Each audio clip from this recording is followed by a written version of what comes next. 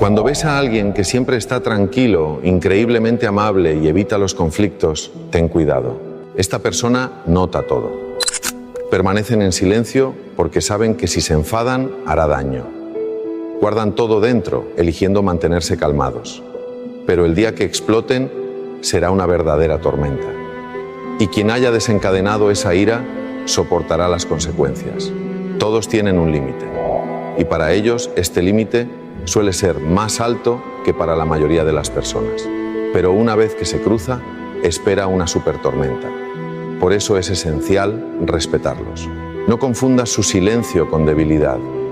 Detrás de cada sonrisa tranquila hay una fuerza y determinación que pueden sorprenderte. Dentro de la tranquilidad yace el reservorio de la resiliencia.